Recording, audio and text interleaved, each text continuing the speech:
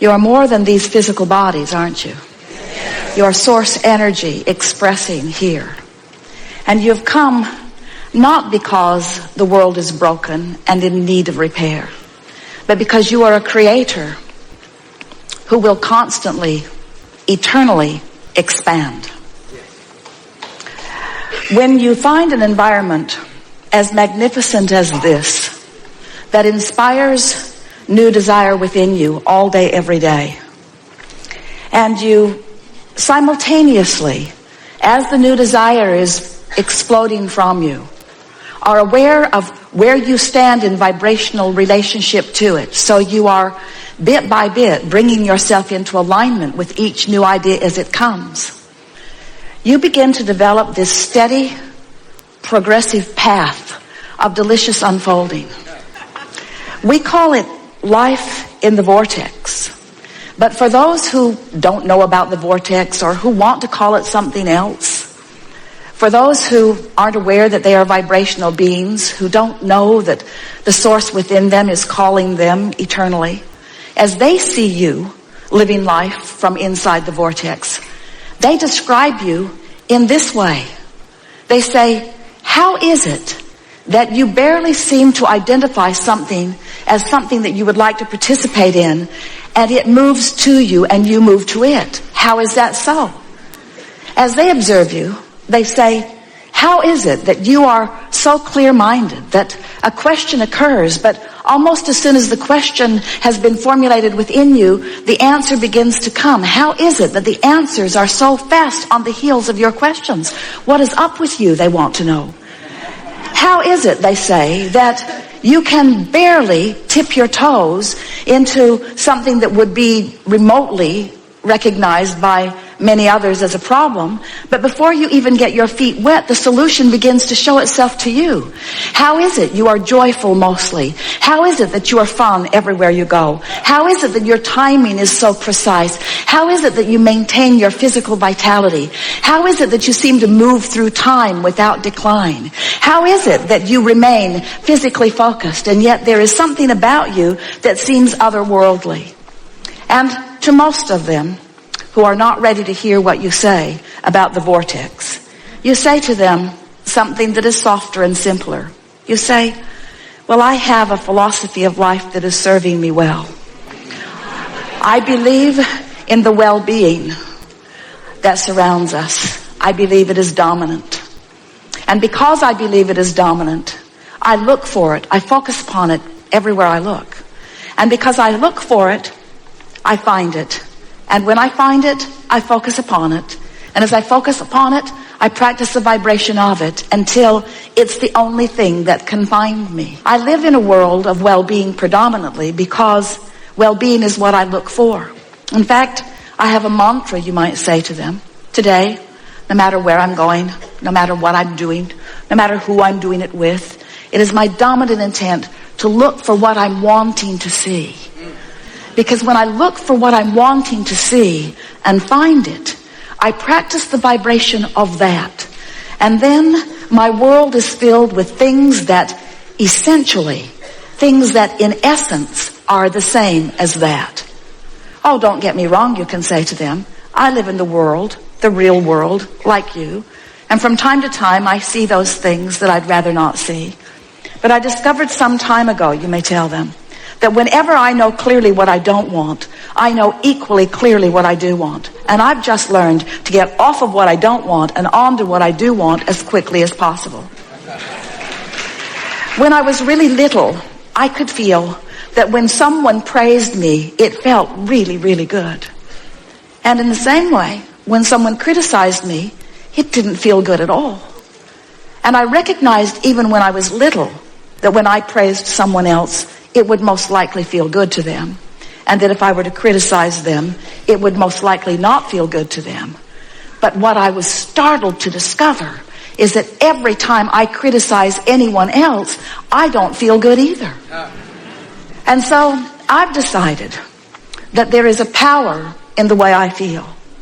I believe, you may tell them if you want, that we were born into these physical bodies for the purpose of exaggerated and blissful expansion. And as I participate with those who surround me, I know that it's true of me and all of them that we are doing exactly that. But then somewhere along my trail, I figured something else out. Not only do I want to feel good, and not only does it feel really good to feel good, but I discovered that I have unconditional control of the way I feel. That was a big step for me. Because when I discovered that through the power of my focus, I could always find something that would feel good, and that if I deliberately do focus, that I can train myself into a frequency where only good feeling things can find me, my life started getting better right away. But then I discovered that there's an even deeper law behind it. I finally figured it out. I figured it out through my own trial and error, through my own exposure of my own life to the details that surrounded me. I figured it out that when I am in a moment of appreciation, it feels like the fullness of all that I am is right there appreciating with me. It's as if everything in the heavens is opened up to me, and my ability to see the positive aspect of whatever I am defining becomes fuller and greater. And I also discovered that if I do find something to criticize, it's like I empty out of me. It's like I go somewhere where the larger part of me does not go. So once I got wind of that, once I started figuring out that I am in harmony with that which is source in my joy and in my love and in my praise, and I'm out of harmony in my criticism, in my anger, in my fear, I began to recognize that I was born with this guidance system, that this system within me to let me know not just how to get the most beautiful things in the world. I don't think that is really my purpose, although I don't mind getting it. I discovered that I was born with a guidance system to help me keep up with me. And I discovered that in any moment in time that I'm not keeping up with me, I can't bear it. For a long time, I thought that my negative emotion was because of something that somebody else was doing. And I cannot tell you how liberated, these are your words to them, I cannot tell you how liberated I was when I discovered that I hold the keys to my own freedom. That freedom, all that freedom is the freedom from resistance. And that resistance can only be self-applied. Other people can behave in ways that are unpleasing, but I have to look. Other people can behave in ways that don't feel good to them, but unless I give it quite a bit of my attention, I don't get hooked into it, and so it doesn't become part of my experience. Then they may say to you, well, this all sounds good, and I see that you are living a much happier than usual life. But what can I do? How can I get into a better feeling place when I have this that is bothering me and this that is a crisis and these things that have gone wrong? How can I focus upon positive things when there is so much around me that is not positive? And then you say, if you want to, well, I don't know about you, but I decided that it was just a choice that I would have to make. That I could focus upon the problems of the world and perpetuate those. Or I could focus upon the solutions of the world and perpetuate those. And beyond the perpetuation of the solution, I discovered that it feels way better to focus upon the solution than the problem.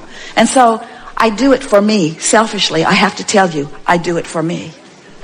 And then they may say to you, oh, I've heard of selfish ones like you who get yourself into a good feeling place and then will not look where it does not feel good. How is it that you can put your head in the sand and not notice what's going on in the world? And then you say, oh, I notice because I was born to do that. I was born to sift through the details of life experience and to choose those things that feel the best to me.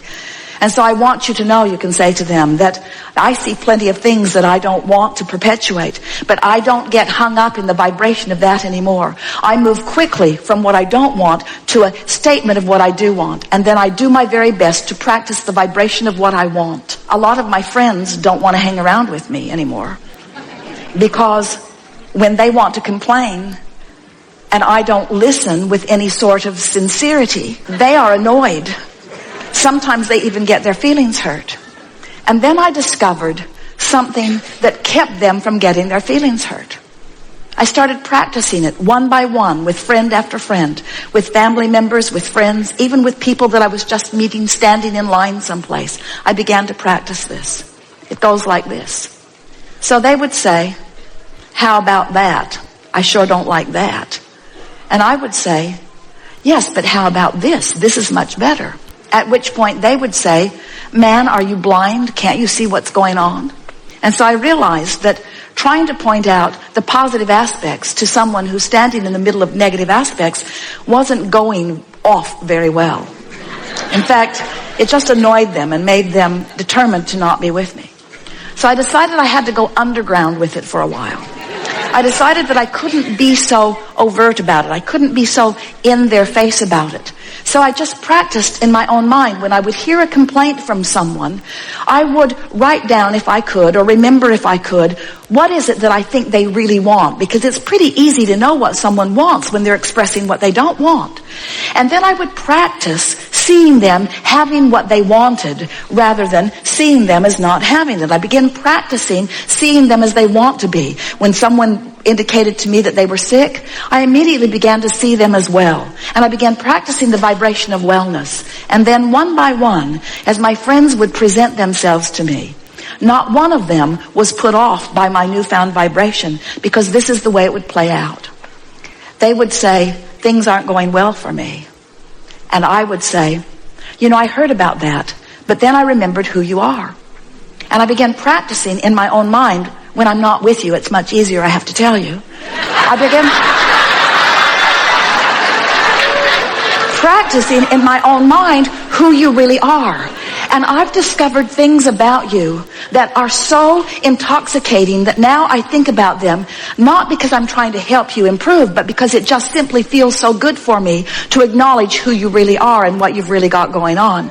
And this is the list I've made about you. These are the positive aspects of your life. This is who I know you truly to be. This is how I see you. This is how I know you. And this is why I love you, you see. It is our promise to you that as you begin practicing the positive aspects of circumstances and events, of governments, of other governments, of political parties, of people that you know, of family members, of your mothers and your fathers and your children, of your friends, of people that you have formerly called your enemies, as you begin to tune yourself to what this time-space reality is helping you to put in your vortex about them. You see, these aren't just people running around annoying you or pleasing you. These are people running around causing you to build a vortex version of you. They are the reason that you are expanding. And so when they are the reason that you're expanding and you look back at their trouble, now you're extra mad at them because first they caused you to expand and now they're holding you back from your expansion. What we want you to realize is that no one can hold you back. There is no assertion in this attraction-based universe. It is all attraction. And so, as you begin to play with this a little bit, as you accept that you are vibrational beings first and foremost, as you acknowledge that you and everyone that you are interacting with is causing you to build this magnificent vortex of creation, and that the source within you dwells there and experiences the fullness of all that you have asked for. And as you, little by little, tune yourself to the frequency of that vibration, what you will begin to notice first is that you just feel better. The edge will just lift up off of you. Next, you'll begin to notice that wonderful ideas are flowing to you. You'll begin to notice that your memories of your past are changing, where the good memories are coming forward and the memories that were not so good fade and you can hardly remember them at all.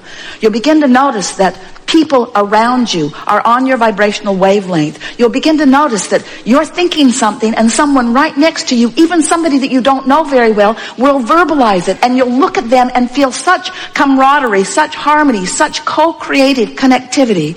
You'll say to them, you may not believe this, but I was just thinking those exact thoughts. We are so on the same vibrational wavelength.